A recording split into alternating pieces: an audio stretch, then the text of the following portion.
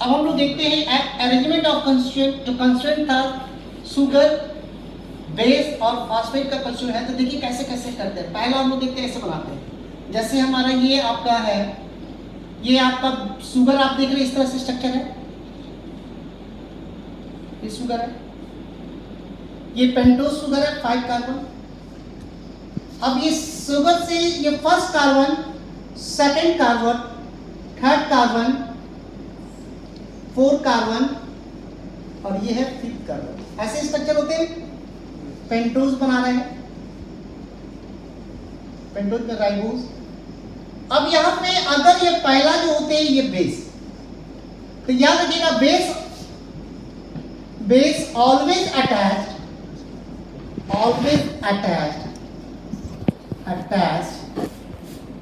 with first carbon of pentose.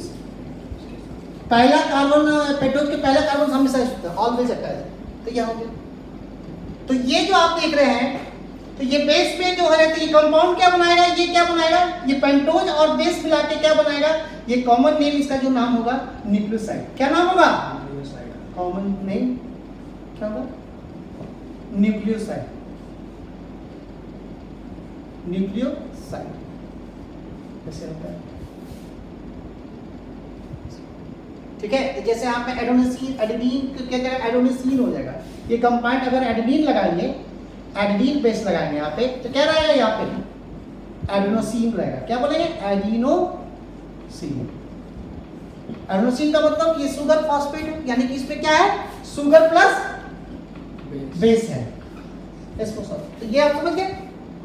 अब यहाँ पे दूसरा जब कंस्ट्रेंट हम लोग बनाएंगे, यहाँ पे ऐसे करते हैं, तो ये जो है ये स्ट्रक्चर ऐसे बनाते हैं, ये इस तरह से जब बनेगा, ये है 1 carbon, 2 carbon, 3 carbon, 4 carbon, 5 carbon. ठीक है, तो ये 5 से जब अपन अटैच कराते हैं, यहां से करते हैं 5 से फॉस्फेट ग्रुप अटैच करते हैं। क्या है? Phosphate group. तो ये है, और यहां पे हमेशा बेस रहेगा, बेस रहेगा। ठीक है, ये बेस रहेगा, बेस हमेशा।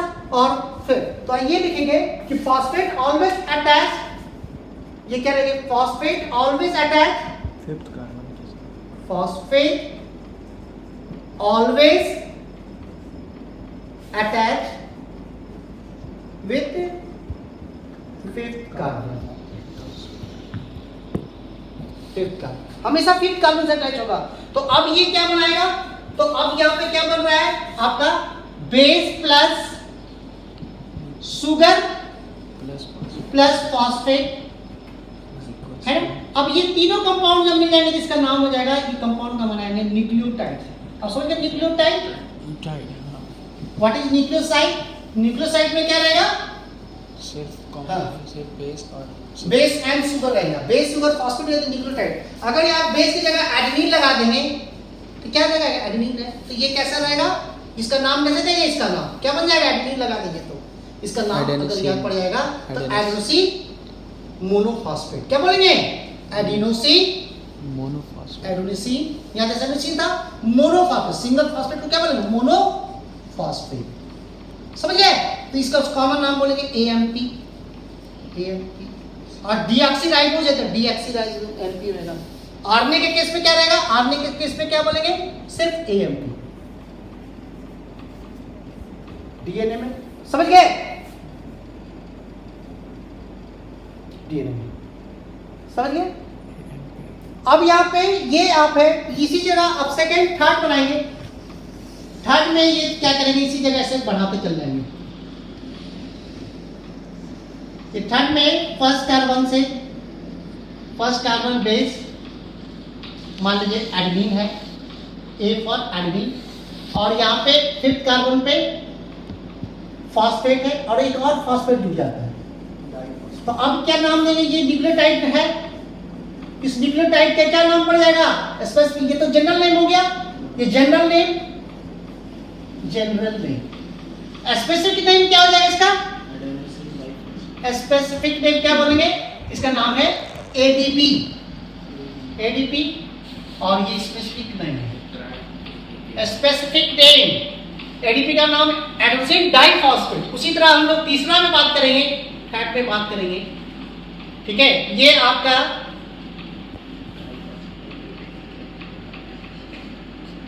ठीक है 1 कार्बन आपका बेस, मान लें एडेनिन, फिर एडेनिन से देख रहे हैं 2 कार्बन 3 कार्बन 4 कार्बन 5 कार्बन।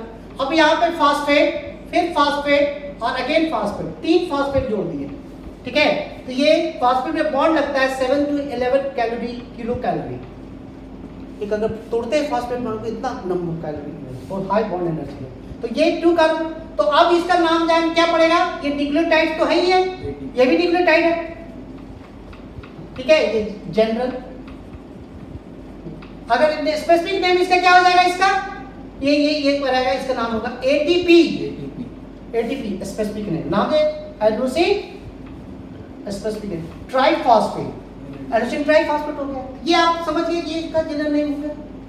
तो ये आपके तो एटीपी आपका देखिए न्यूक्लियोटाइड्स हैं आपके इक्विवेलेंट हैं, तो एटीपी का स्ट्रक्चर आपको देगा तो बना लोगे, ठीक है। यहाँ पे अगर एटीपी, अगर यहाँ पे जी लगा देंगे तो क्या बोलेंगे, जीटीपी। अगर यहाँ पे सी लगा देंगे तो सीटीपी। देखिए खाली चेंज करना है, यहाँ पे एडिन वाली साइटोसिन थायमिन, फिर टी लगा देंगे तो टी क्या है,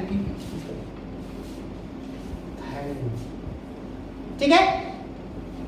तो ये इस तरह से इसका ये इसका स्पेसिफिक नेम बनते चला जाएगा। आप लोग समझ गए। यहाँ पे अब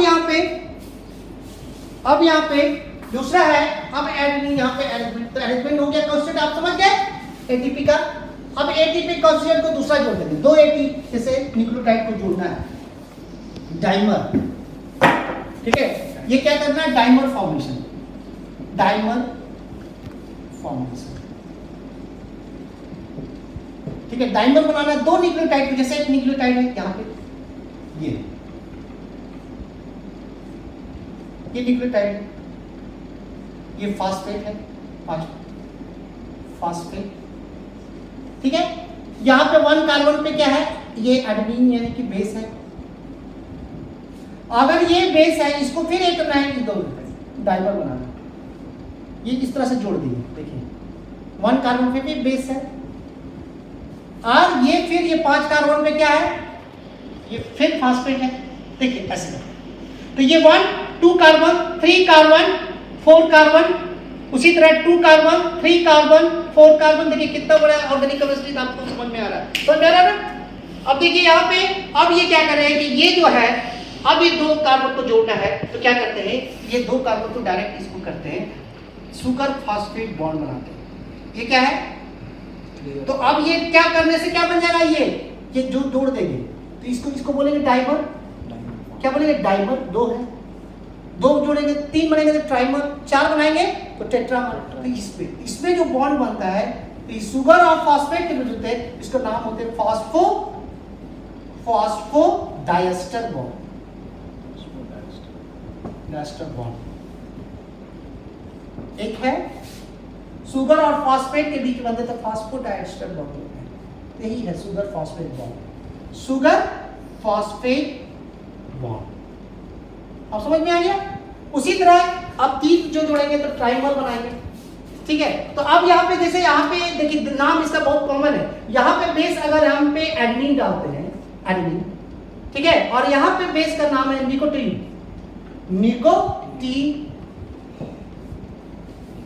तो इसका नाम हो जाएगा ये तो डाइमर हो गया, यानी कि डाइन्यूक्लियोटाइड। जनरल नेम क्या हो गया इसका, जनरल नेम क्या होता है, डाइन्यूक्लियोटाइड, डाइन्यूक्लियोटाइड इस जनरल नेम। लेकिन इसका स्पेसिफिक नेम क्या हो जाएगा, इसका स्पेसिफिक नेम हो जाएगा NADP। NADP का इसका कैसा नाम है, स्पेसिफिक नेम है। इसका फुल फॉर्म होते हैं nicotine amide dinucleotide, nucleotide phosphate, nicotine amide. ये क्या करता है, NADP होता है, हाइड्रोजन एक्सेप्टर होता है। क्या होता है, हाइड्रोजन एक्सेप्टर, हाँ NADPH हाइड्रोजन एक्सेप्टर। ये क्या करते हैं आपके हमारे लाइफ जब रिस्पिरेशन होते हैं वहां पे हाइड्रोजन से क्या करते हैं, डोनर होते हैं हाइड्रोजन एक्सेप्टर करके, फिर यहाँ पे फोटोसिंथेसिस हो रही है डोनर सेल। ठीक है, NADP नाम सुने, FADP का भी नाम सुने, FADP। ठीक है, अगर यहाँ पे अगर निकोटीन की जगह फ्लेविन रख दे, क्या रख देते हैं, तो ये फ्लेविन रख देंगे तो क्या बनेगा, FAD बन जाएगा। क्या बनेगा, FAD। यहाँ पे कोई दिक्कत समझने में? तो उसी तरह आप यहाँ पे देखिए डाइमर फॉर्मेशन भी आप लोग देख लिए, तो डाइमर ट्राइमर इस तरह से। तो आप अगर यहाँ पे देखोगे तो यहाँ पे आप देखिएगा, यहाँ पे आप देखेंगे तो ये जो आपके DNA का स्ट्रक्चर आपके बनते जाएंगे, जैसे ये बना, ये DNA का स्ट्रक्चर इस तरह से है, ये DNA का स्ट्रक्चर है, फिर ये DNA ये है, फिर ये DNA है, फिर इसको इससे 4 ऐसे, फिर हम लोग ऐसे करके जोड़ते चले जा रहे हैं। ये क्या है, जोड़ते चले जा रहे हैं। तो ये है फर्स्ट कार्बन, यहाँ पे बेस है, मान लीजिए यहाँ पे भी फर्स्ट कार्बन हमेशा बेस रहेगा, ये समझ से first carbon base, nitrogenous base कोई भी हो सकता है, एडेनिन, गुआनिन, साइटोसिन कोई भी होते हैं बेस, फर्स्ट कार्बन बेस। अब यहाँ पे ये fifth carbon phosphate, fifth carbon हमेशा फिफ्थ कार्बन फॉस्फेट रहेगा ना, fifth carbon phosphate group, fifth carbon phosphate group, fifth carbon phosphate group. अब यहाँ पे आप देख रहे हैं सुगर फॉस्फेट बॉन्ड बनेगा, ये भी आपको पता हो गया। तो ये थर्ड कार्बन से और 5 कार्बन के बीच में कैसा बॉन्ड बनेगी, ये फिर यहाँ पे थर्ड कार्बन है, अब ये 3 कार्बन है तो 3 कार्बन के बीच बनेंगे। फिर ये यहाँ पे क्या है, 3 कार्बन है, ये 3 कार्बन, तो 3 कार्बन के बीच में ये बना। फिर यहाँ पे ये पहला, दूसरा, तीसरा, 3 कार्बन, तो ये 3 कार्बन के बीच में। तो ऐसे से करके ये dimer, trimer, tetramer, n times होगा तो क्या बनेगा, इसको बोलते हैं n टाइम्स बनेगा, इसको बोलेंगे पॉलीमर। ठीक है, इसको बोले पॉलीमर। अब हम पॉलीमर बनाएंगे, तो ये पॉलीमर है, पॉलीमर, पॉलीन्यूक्लियोटाइड बन गया। और ये हमेशा ये इन क्या रहेगा, 5 डैश के रहेगा। ठीक है, और ये यहाँ पे कहाँ एंड हो रहा है, 3 यहाँ पे एंड हो रहा है, इसीलिए इसको क्या बोलते हैं, 3 डैश। समझ ना, 5 डैश 3 डैश समझते तो क्यों बोलते हैं, तो 3 डैश पे OH ग्रुप रहता है और ये इसमें क्या रहता है, फॉस्फेट ग्रुप रहता है। देखिए, तो ये एक एंड पे, तो एक एंड का बन गया, लेकिन एंटी पैरेलल अरेंजमेंट होता है। DNA कैसा है, एंटी पैरेलल अरेंजमेंट होता है, anti parallel arrangement of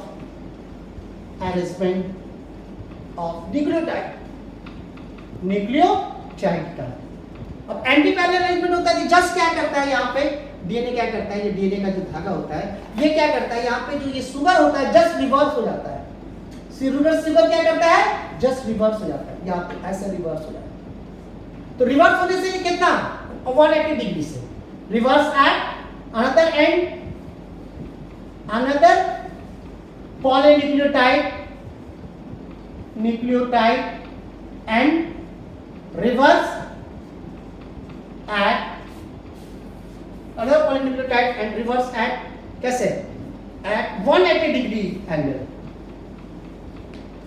just है। तो अब यहाँ पे जैसे इसका गिनती कैसे करेंगे, 1 कार्बन, क्योंकि बेस हमेशा ऐसे चलता है यहाँ पे, तो ये 1 कार्बन है, 2 कार्बन, 3 कार्बन, 4 कार्बन एंड ये क्या है, इससे 5th कार्बन। तो अब यहाँ पे ये बेस हमेशा ऐसे, तो बेस पेयरिंग होता है, जानते हो बेस पेयरिंग करता है एडेनिन। अगर यहाँ पे एडेनिन है तो किससे करेगा, यहाँ पे एडेनिन है, इस किससे करेगा, थायमिन से करेगा। तो यहाँ पे बेस, इसलिए इसको रिवर्स होता है। तो यहाँ पे 5 कार्बन हो गया, अब 3 डैश यहाँ से आ गया, इस साइड से स्टार्ट हो। फिर दूसरा इसी तरह से, दूसरा हम लोग इसी तरह से ऐसे करेंगे, यहाँ पे करेंगे। तो ऐसे ये भी यहाँ से स्टार्ट करेंगे, 1 carbon, 2 carbon, 3 carbon, 4 carbon and 5th carbon. तो ऐसे से क्या कर, फिर यहाँ पे बेस यहाँ से अटैच करेंगे। मान लो बेस यहाँ पे गुआनिन है, तो यहाँ पे कैसा रहेगा, साइटोसिन रहेगा, 3 बॉन्ड्स, 2 बॉन्ड्स से रहेगा, ठीक है। तो यहाँ पे 3 बॉन्ड, तो फिर यहाँ पे ये फिर इस तरह से ऐसे में फिर ये जोड़ते चले जाएंगे, जुड़ते चलेंगे, तो एक और ऐसे करके इस तरह से बेस जुड़ता है। चला जाएगा, बेस लाइए, ये बेस जुड़ते चले जाएंगे, बेस जुड़ते जाएंगे, ये बेस जुड़ते चले जाएंगे। तो ये क्या करते हैं, सबको डायग्राम बनाने की जरूरत नहीं है। तो ये 3 डैश और इसके लास्ट एंड पे कैसा रहेगा 5 डैश। तो ये एक तरह से क्या करेगा, ये डीएनए का स्टैंड बन जाएगा। ये डीएनए का कैसा स्टैंड बन जाएगा, इस तरह का स्टैंड बन जाएगा डीएनए का। डीएनए का एक ऐसा स्टैंड बन जाएगा, एक ऐसे स्टैंड रहेंगे और दूसरा एक ऐसे स्टैंड। एक स्टैंड 5 डैश से शुरू होगा और दूसरा 3 डैश से, ये फिर 3 डैश से और 5 डैश से, इसी को बुला रहा है। तो यहाँ पे क्या है, जैसे आपका, तो ये स्टैंड में शुगर फास्फेट का स्टैंड है। स्टैंड किसका रहेगा, शुगर, ये स्टैंड है शुगर फास्फेट का। तो स्टैंड किसका है, स्टैंड किसका है, stand sugar and plus phosphate. यहाँ पे भी क्या है, स्टैंड, जो स्टैंड 2 है इधर वाला, शुगर प्लस फास्फेट का है। और ये क्या है, ये बेस रहेगा, ये बेस है। तो ये कैसे रहेगा, तो ये शुगर प्लस यानी कि यहाँ पे जो शुगर फास्फेट और यहाँ पे रहेगा बेस, यानी कि यहाँ मानेंगे शुगर, इस ऐसे है phosphate plus sugar plus base, ऐसे रहेगा ना। यहाँ पे भी पेयरिंग करके base plus sugar plus phosphate, ऐसे रहेगा। इसी तरह हमेशा चलेगा, phosphate plus sugar plus base, ठीक है, base plus sugar plus phosphate, ऐसे चलते चलेगा।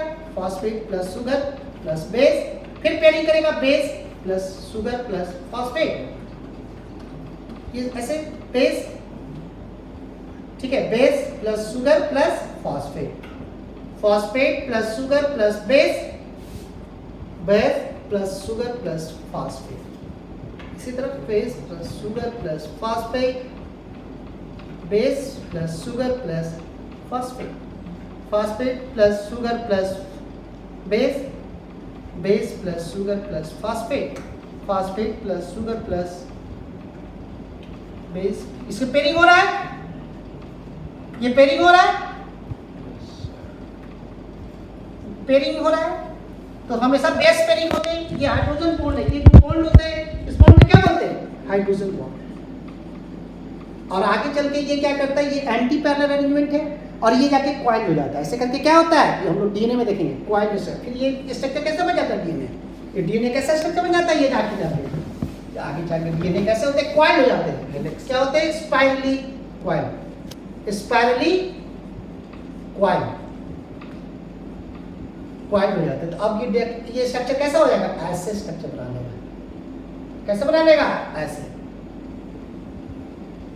एक 5 डैश, ठीक है, ये 3 डैश और ये 3 डैश 5 डैश। ये आपका, ये इस तरह से ये बेस पेयरिंग है। ये क्या है, जो ये बोल रहे हैं, ये बेस पेयरिंग है। ये क्या है, बीच वाला बेस पेयरिंग, एडमिन पेयर करेगा थायमिन से, साइटोसिन ग्वानिन से करेगा, यानी कि, और ये कौन, शुगर फास्फेट का बॉन्ड, ये शुगर फास्फेट का बॉन्ड, शुगर फास्फेट का। तो ये बैकबोन बोलते हैं, क्या बोलते हैं इसको, बैकबोन।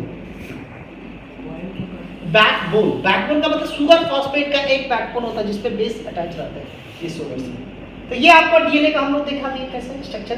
तो एक कंसेप्ट से, एक यूनिट से हम लोग स्टार्ट किए थे और यूनिट से स्टार्ट करके हम लोग न्यूक्लियोसाइड, न्यूक्लियोसाइड से न्यूक्लियोटाइड, न्यूक्लियोटाइड से हम लोग न्यूक्लियोटाइड के स्पेसिफिक एटीपी, एएमपी, एडीपी ये बनाए, उसके बाद डाइमर बनाए, एनएडी, एफएडी बनाए, उसके बाद trimer, tetramer, pentamer, hexa, hepta, so on, polynucleotide बना रहे हैं। दूसरा एंड पे पॉलीन्यूक्लियोटाइड 180 डिग्री से क्या करता है, टर्न कर जाता है, जिसके कारण से दूसरा स्टैंड बनते हैं। ये जो स्टैंड जो हम लोग बनेगा, ये दूसरा स्टैंड क्या है, पॉली 2, क्या बना है, पॉली 2। ये पॉलीमर क्या है, ये पॉली 2 है। अब पॉली 1 पॉली 2 कैसे बना हुआ है आप लोग समझ में आ गया।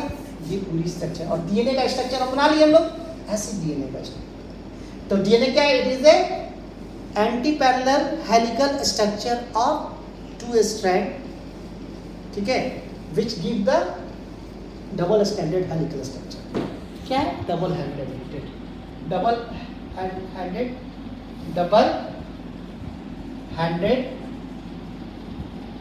helical structure। कैसा है, हेलिकल। ये बाद में हम लोग डीएनए का स्ट्रक्चर, नेक्स्ट क्लास में हम लोग डीएनए का स्ट्रक्चर पढ़ेंगे कैसे होते हैं, फिर ये बेस पेयरिंग क्या होती है। आज हम लोग तो यहीं तक रखते हैं, ठीक है, ओके, चलिए, थैंक यू।